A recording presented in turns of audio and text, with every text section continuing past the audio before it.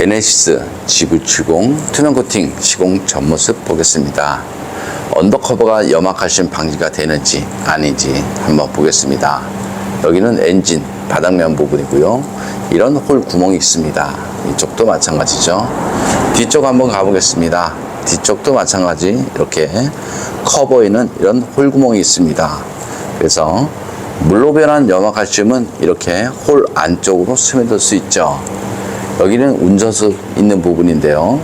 눈길 주행을 하게 되면 물로 변한 염화칼슘은 이쪽 뒤쪽으로 스며들게 됩니다.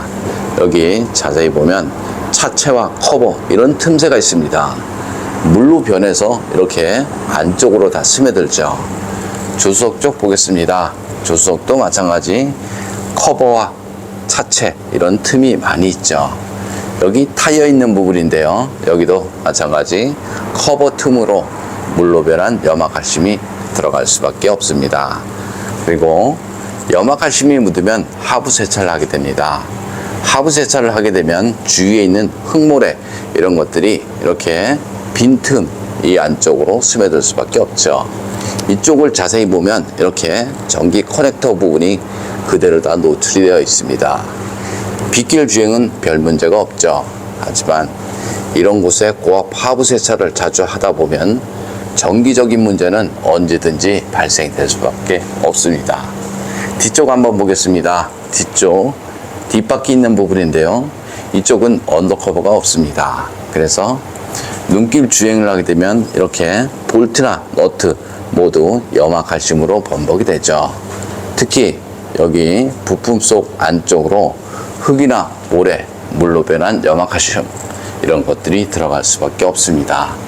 여기 뒷바퀴 있는 부분인데요. 범퍼 바로 앞쪽 부분인데요. 여기도 마찬가지죠. 이런 곳에 고압 하부 세차를 하는 순간 주위에 있는 흙모래, 염화칼슘이 들어갈 수밖에 없죠. 여기도 염화칼슘 들어갈 수밖에 없습니다. 그래서 아무리 고급차라고 쳐도 자동차 부식은 날 수밖에 없습니다. 그럼 투명 코팅 시공 후 모습 보겠습니다. 투명 코팅 시공 후 모습 보겠습니다. 여기는 엔진 부분이고요. 이쪽도 이렇게 보면 전기장치 부분이 있습니다. 하부 세차를 하게 되면 커버 속으로 세차물, 염화칼슘 이런 것들이 들어갈 수밖에 없죠. 여기 홀속은 투명 코팅제와 이너왁스를 이용해서 안쪽 시공이 되었습니다. 여기는 앞바퀴 안쪽 부분이고요. 여기는 앞바퀴 휠하우스 있는 부분입니다. 제네시스 언더코팅 비중을 보면요. 이쪽 부분 이렇게 좀 되어 있습니다.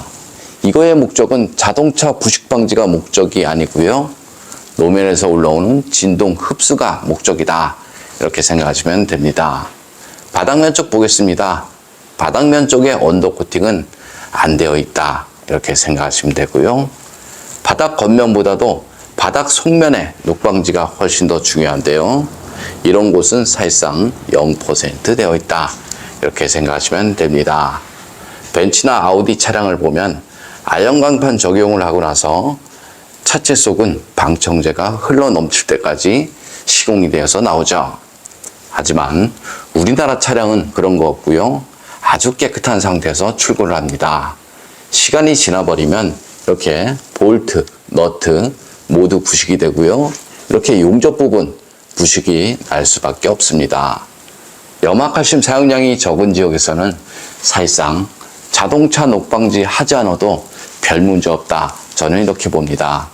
하지만 스노우 타이어 장착하는 지역이나 서울, 경기, 강원도 이런 지역에서는 반드시 자동차 녹방지는 필요하다. 이렇게 저는 생각하고요. 자동차에 물을 뿌려서 차량 관리를 한다. 이 말 자체는 맞지 않는 말이죠. 요즘 차량을 보면 전기장치나 센서, 커넥터 이런 부분이 많이 있습니다. 여기 뒤쪽에도 마찬가지 이렇게 커넥터 부분이 그대로 다 노출이 되어 있습니다. 이쪽 부분 마찬가지고요. 빗길 주행은 방수가 되어 있어서 별 문제가 없겠죠. 하지만 이런 곳에 고압 하부 세차를 자주 하다 보면 커넥터 안쪽으로 물이 유입이 되는 경우 많이 있습니다. 투명 코팅 장점을 보겠습니다. 투명 코팅은 하부 면적 100%를 코팅할 수 있고요. 쉽게 말하면 염화칼슘이 스며드는 모든 곳에 시공이 가능하죠. 여기 미션 바로 뒤쪽 부분인데요. 이렇게 커넥터 부분 그대로 다 노출이 되어 있습니다. 이쪽 부분은 언더커버도 없죠. 빗길은 막을 수 있죠. 하지만 고압 하부 세차를 하게 되면 이쪽까지 바로 직수가 닿을 수밖에 없습니다. 좀 더 자세한 내용은 네이버에 코팅나라 검색을 하면 제 블로그가 있습니다. 엔진 코팅 시공 후 모습 보겠습니다. 앞쪽 플라스틱 부분 코팅하게 되면 먼지 부착률이 적어서 엔진룸이 깔끔하죠. 엔진룸 코팅의 장점은 엔진룸 안에 습기나 먼지로 인한 정기적인 트러블 이런 것들을 방지할 수 있습니다. 코팅제가 건조가 되고 나면 커넥터, 센서 잘 빠지고요. 무상 수리받는데 지장 없으니까 걱정 안 하셔도 됩니다. 염화칼슘 사용량이 많은 지역에서는 엔진룸 안쪽으로 염화칼슘 가루가 유입이 되는 경우 많이 있고요. 쉐보레 볼트 전기 차량을 보면 엔진룸 전용 코팅이 시공이 되어서 나오죠. 그래서 염화칼슘 사용량이 많은 지역은 엔진룸 전용 코팅은 반드시 필요하다. 저는 이렇게 봅니다.